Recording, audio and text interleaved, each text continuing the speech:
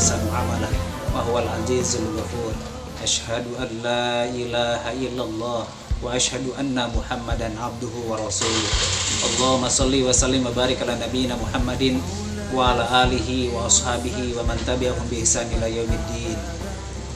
Ayuhal hadirun rahimakumullah. Segala puji bagi Allah Subhanahu wa taala. Pada kesempatan kali ini Allah Subhanahu wa taala menyampaikan kita semuanya pada Ramadan ini.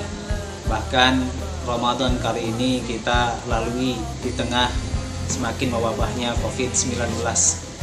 Ayuhal hadirin yang Allah Subhanahu wa taala, merupakan bagian daripada ajaran Islam adalah pelajaran adab, yang bahkan adab ini harus lebih didahulukan daripada ilmu-ilmu yang lainnya. Ayuhal hadirin yang Allah Subhanahu wa taala, kami pada kesempatan kali ini akan menyampaikan tentang adab dalam menuntut ilmu. Yang ini adalah sangat penting bagi kita semuanya, karena kita terus menuntut ilmu dari mulai masa kecil kita bahkan sampai ke liang lahat kita. Itu adalah konsep Islam dalam menuntut ilmu terus menerus sampai nyawa keluar daripada jasad kita.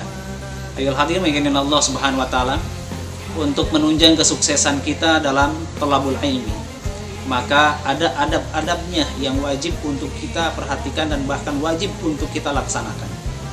Yang pertama, adab dalam menuntut ilmu adalah menjaga niat kita agar tetap karena Allah Subhanahu wa taala. Di dalam hadis Nabi Shallallahu alaihi wasallam yang diriwayatkan dari Imam Ahmad, barang siapa yang menuntut ilmu yang seharusnya adalah untuk Allah Subhanahu wa taala, kemudian dia menuntut ilmunya adalah untuk selain Allah Subhanahu wa taala, untuk kepentingan duniawi, maka dia tidak akan mendapatkan wanginya jannah Allah Subhanahu wa taala, wanginya surga Allah Subhanahu wa taala pada hari kiamat.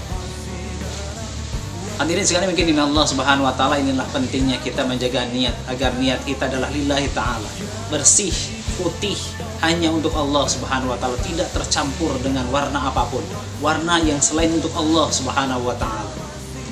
Kalaulah kemudian ingin dari proses perjuangan bahkan pengorbanan kita dalam thalabul ilmi diterima oleh Allah Subhanahu wa taala, maka marilah kita bersihkan niat kita, kita sucikan niat kita hanyalah untuk Allah Subhanahu wa taala. Allah tidak hendak menerima satu amalan yang terkotori dengan niat-niat selain Allah Subhanahu wa taala, apalagi ini adalah thalabul ilmi, kewajiban, satu amalan yang wajib yang kita lakukan di dalam Islam. Ayuhal hadirin yang Allah Subhanahu wa taala, kemudian yang kedua, adab yang kedua dalam menuntut ilmu ini adalah menjaga diri dari berbuat dosa. Menjaga diri kita agar tidak terjerumus ke dalam perbuatan dosa, karena ilmu itu adalah diibaratkan dengan cahaya, dan cahaya Allah Subhanahu wa taala itu tidak akan diberikan kepada orang-orang yang berbuat maksiat. Maka jauhilah kemaksiatan, karena kemaksiatan itu akan mempengaruhi kita dalam thalabul ilmi, akan mempersulit kita dalam thalabul ilmi dengan kemaksiatan tersebut.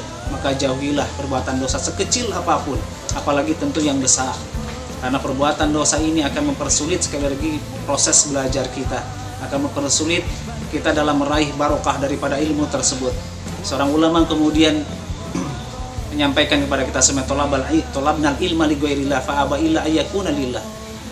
Kami menuntut ilmu bukan karena Allah Subhanahu wa taala, tetapi kemudian ilmu tersebut tidak mau sampai kepada kami kecuali ketika kami meniatkan semuanya adalah untuk Allah Subhanahu wa taala.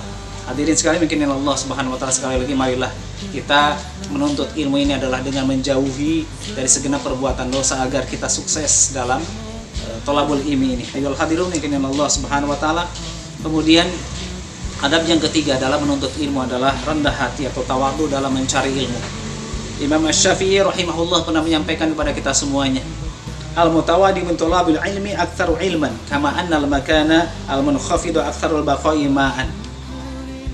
Rendah hati dalam mencari ilmu itu akan lebih banyak mendapatkan ilmu, sebagaimana tempat yang rendah akan lebih banyak menampung air. Orang yang rendah hati di dalam mencari ilmu, maka dia akan menerima dari siapapun tanpa mempermasalahkan siapapun yang menyampaikannya. Apakah itu adalah lebih mudah dari dia? Apakah dia yang menyampaikan lebih pendek daripada dia secara jasmaninya? Dia tidak akan mempermasalahkan. Selama itu adalah ilmu, maka dia akan menerimanya dari siapapun. Selama itu adalah kebenaran yang bersumber dari Allah Subhanahu wa taala, maka dia akan menerimanya. Inilah keunggulan orang yang tawadhu di dalam menuntut ilmu. Dia akan menerima dari siapapun ilmu tersebut, sebagaimana tempat yang rendah tadi akan bisa menampung air yang lebih banyak daripada tempat yang tinggi. Tempat yang tinggi ini adalah simbol daripada orang yang sombong, orang yang takabur, orang yang gengsi dalam menuntut ilmu. Ketika penyampai ilmu tersebut dianggapnya adalah lebih rendah satu sosialnya, stratanya dan lain sebagainya, maka dia gengsi untuk menuntut ilmu dari orang tersebut. Maka orang yang seperti ini akan banyak terhalang dari mendapatkan ilmu yang barokah dari Allah Subhanahu wa taala. Maka ayuhal hadirin Allah Subhanahu wa taala, marilah kita merendahkan diri kita.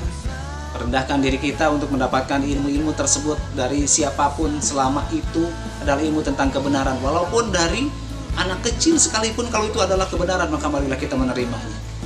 Hadirin sekalian mungkin Allah Subhanahu wa taala. Kemudian adab yang berikutnya adalah pandai-pandailah kita dalam memilih teman, karena teman tersebut adalah akan juga ikut mempengaruhi kepada kita semuanya. Sebagaimana dalam hadis Nabi Shallallahu Alaihi Wasallam, dalam artinya yang kurang lebihnya adalah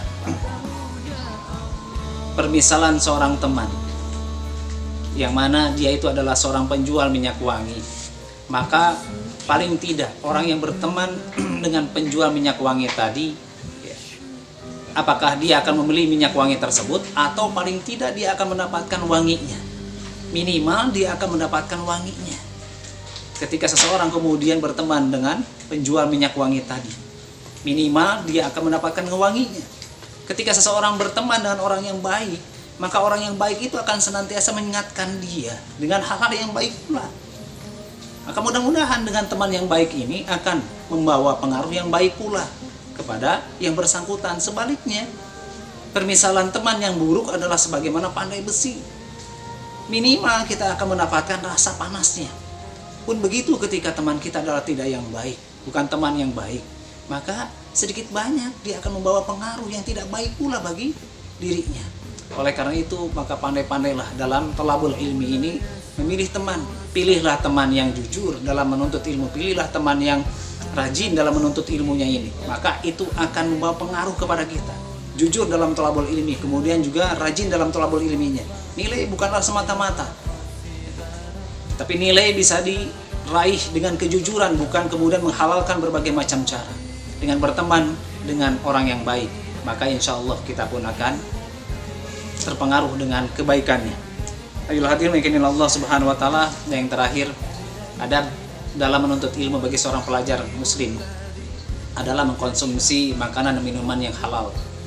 Ini juga adalah menjadi kunci bagi kita semuanya agar ilmu yang sampai kepada kita adalah berbarokah, mudah kita terima, bermanfaat bagi kita semuanya. Maka jagalah makanan dan minuman yang masuk ke dalam perut kita. Seorang muslim tidak lantas kemudian meremehkan sekecil apapun makanan dan minuman yang masuk ke dalam perutnya. Dia harus memastikannya adalah halal, halalan thayyib.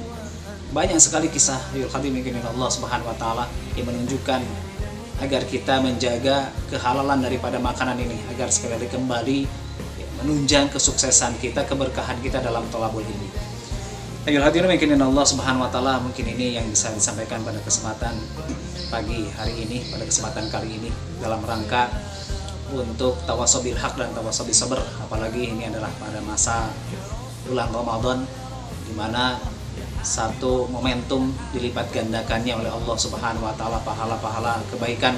Maka marilah kita isi momentum bulan Ramadan ini. Momentum bulan Ramadan ini adalah dengan berbagai macam kebaikan. Banyak sekali kebaikan yang bisa kita kerjakan pada bulan Ramadan ini. Marilah kita isi dari sejak kita bangun untuk sahur, dan kemudian setelah tarawih berikutnya adalah dengan rangkaian ibadah-ibadah kita kepada Allah Subhanahu wa taala.